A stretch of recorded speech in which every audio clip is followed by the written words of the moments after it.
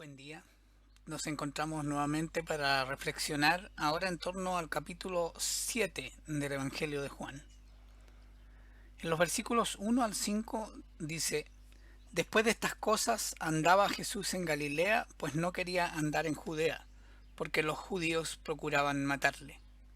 Estaba cerca la fiesta de los judíos, la de los tabernáculos, y le dijeron sus hermanos: Sal de aquí y vete a Judea, para que también tus discípulos vean las obras que haces.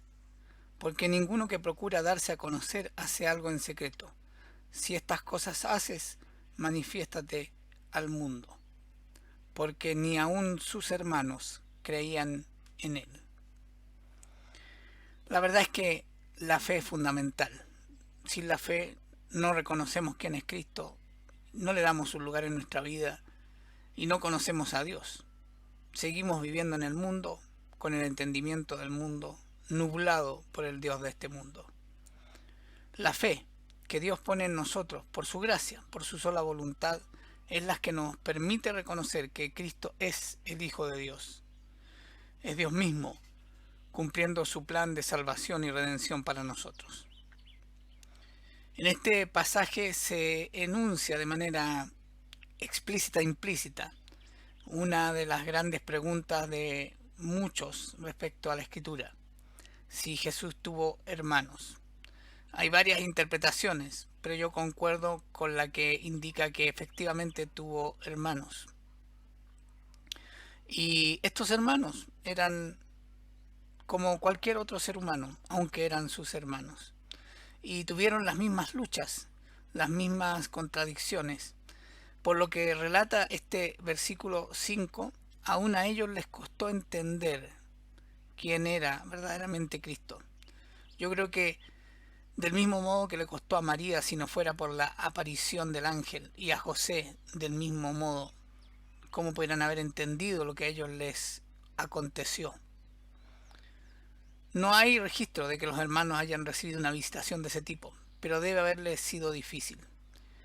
Lo bueno es que finalmente sabemos que varios de ellos al menos terminaron creyendo y siendo parte del movimiento llamado por nosotros cristiano, de quienes creemos en Cristo. En Lucas 2, versículos 6 al 7, cuando comienza la historia, en el nacimiento de Cristo dice: y aconteció que estando ellos allí se cumplieron los días de su alumbramiento, y dio a luz a su hijo primogénito, y lo envolvió en pañales y lo acostó en un pesebre, porque no había lugar para ellos en el mesón. No dice que dio a luz a su hijo, no dio a luz a su hijo unigénito, sino que habló de su primogénito, el primero. Y para ser primero tiene que haber otros después. En Gálatas 1, versículos 18 al 19, el apóstol Pablo relata lo que ocurrió con él luego del encuentro con Cristo allí camino a Damasco, en que le revela quién es verdaderamente Cristo y él rehace totalmente su vida. Pasará 3 años antes de iniciar su ministerio. Y dice: después, pasados 3 años, subí a Jerusalén para ver a Pedro y permanecí con él 15 días, pero no vi a ningún otro de los apóstoles sino a Jacobo, el hermano del Señor. Aquí hay una prueba, ¿no?, de que Cristo tuvo hermanos, y este Jacobo ocupó un lugar importante en la iglesia de Jerusalén. Se entiende que él lideró la iglesia de Jerusalén. Aparecen varios otros versículos.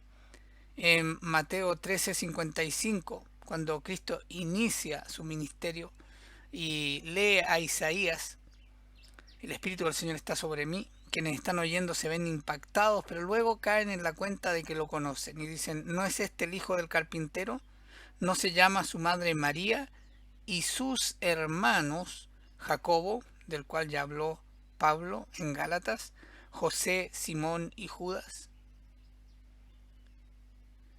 En Lucas 8, 19 al 21 se relata esta escena. Entonces su madre y sus hermanos vinieron a él, pero no podían llegar hasta él por causa de la multitud.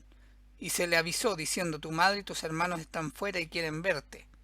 Pero Cristo puso primero su tarea, su ministerio de entregar la palabra, y respondió. Él entonces respondiendo les dijo: mi madre y mis hermanos son los que oyen la palabra de Dios y la hacen.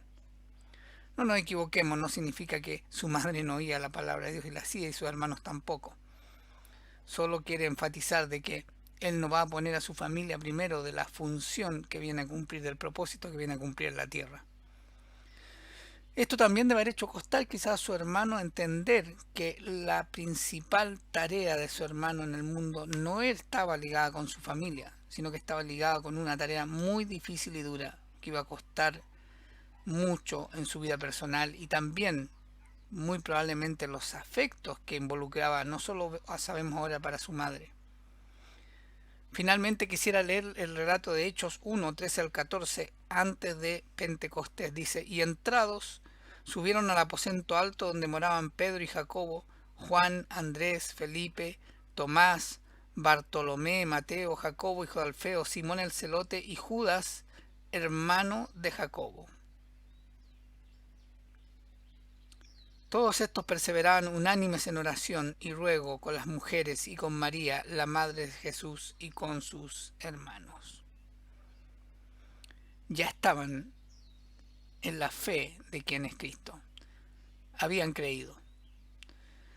Hay muchos que no creyeron hasta el final de sus días. Hay muchos que hoy aún no creen quién es Cristo.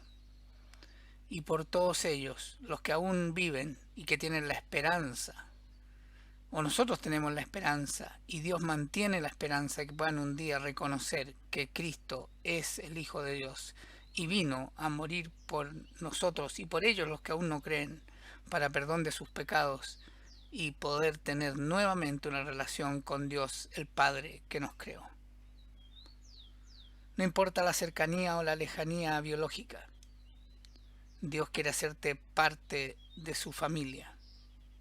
No importa lo difícil que sea a veces convivir con hermanos u otros familiares que aún no creen en Cristo y en Dios. Pero mientras hay vida, hay esperanza, como lo demuestran los hermanos del propio Jesucristo. Que el Señor te bendiga.